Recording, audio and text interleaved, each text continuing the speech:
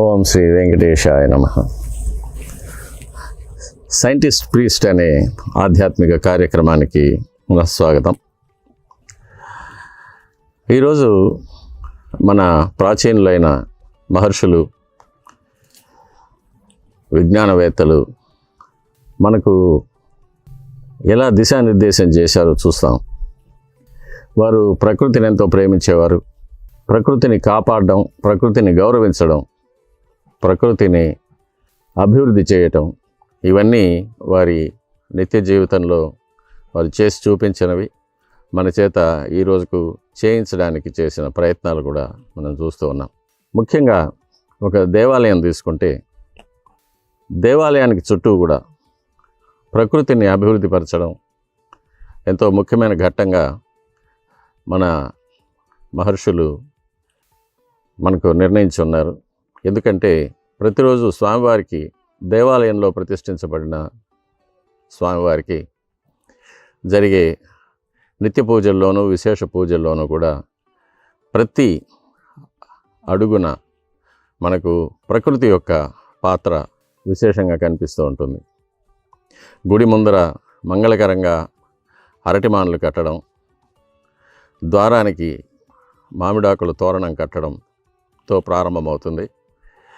మామిడాకులు ప్రాణవాయువును ఎక్కువగా నిశ్వాసిస్తాయని, అంతేకాకుండా బ్యాక్టీరియా వంటి సూక్ష్మ క్రిములను, హానికరమైన క్రిములను నిరోధిస్తుంది అనేది కూడా మనకు ఇప్పుడు మనం తెలుసుకున్న విజ్ఞాన శాస్త్ర విశేషాలు. వీటి కోసం మనం అరటి తోటలు పెంచాల్సి వస్తుంది, మామిడి మానులు పెంచాల్సి వస్తుంది. ఇక నిత్య పూజలో స్వామివారికి అనేక రకాలైన సుగంధభరితమైన పుష్పాలు వాడవలసిందని ఆగమ శాస్త్రాలు చెప్తున్నాయి. ఆ పుష్పాలకు చెట్లు, వృక్షాలు, లతలు అన్నీ మనం పెంచవలసిన అవసరం ఉంటుంది. అలాగే తులసి వనాలు పెంచవాలి.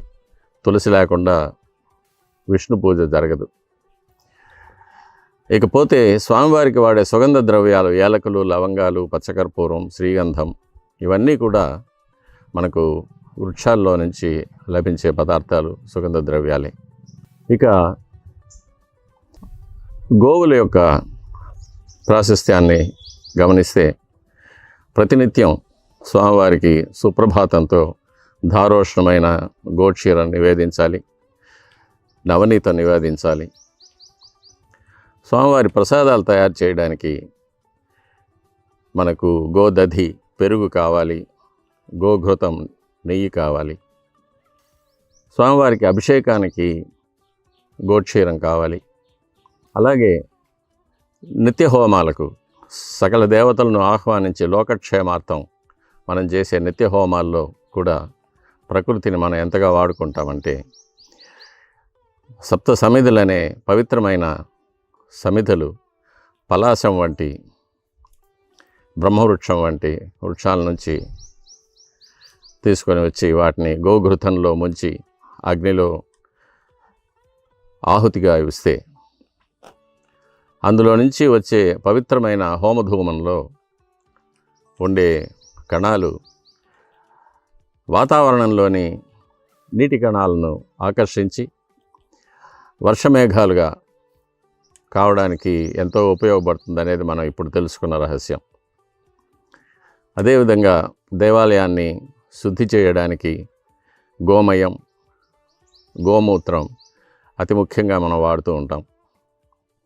గోమయంతో చేసిన పిడకలు, వాటిని మనం హోమంలో ఇంధనంగా వాడుతూ ఉంటాం.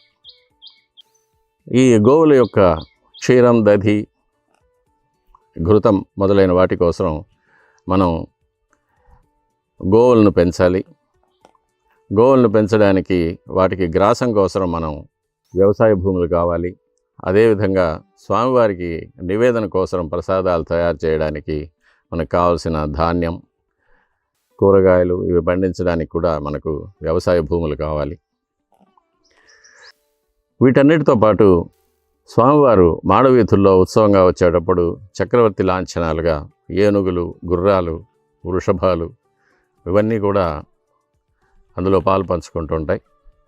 వీటినన్నింటినీ కూడా పెంచడానికి మనకు గోశాలలు అవసరమవుతుంది. ఈ విధంగా దేవాలయాలు ప్రకృతిని కాపాడడంలోనూ, ప్రకృతిని ప్రేమించడంలోనూ, ప్రకృతిని అభివృద్ధి పరచడంలోనూ కూడా మనకు ఎంతో అవసరమైన ఆగమశాస్త్ర నిర్ణయాలతో పాటు నియమాలు కూడా విధించబడి ఉన్నాయి. వాటిని మనం ఈరోజు వరకు కూడా మనం అనుసరిస్తూ ఉన్నాం. ఇక మీదట కూడా వచ్చే భక్తులందరూ కూడా దేవాలయాన్ని దర్శించేటప్పుడు, స్వామివారిని దర్శించుకున్నప్పుడు కూడా ఆ పూజల్లో మనం ఉపయోగించే ప్రకృతి సిద్ధమైన అనేక విధమైన ఫలం, పుష్పం, పత్రం, గోఘృతం, గోక్షీరం, గోదధి, గోమయం, గోమూత్రం వీటన్నిటినీ కూడా తరచి చూసి వాటిని కాపాడే విధంగా వారికి తోచిన విధంగా ఈ ప్రకృతిని కాపాడడం కోసం, ప్రకృతిని ప్రేమించడం, ప్రకృతిని అభివృద్ధి చేయడం వీటన్నిటిలోనూ కూడా పాలు పంచుకుంటే మనం మన రాబోయే తరాలకు మన భూమిని సస్యశ్యామలంగా చేసి అందించగలిగిన వాళ్ళం అవుతాం. ఇది భక్తులందరికీ కూడా ఒక విజ్ఞప్తి. ఓం శ్రీ వెంకటేశాయ నమః.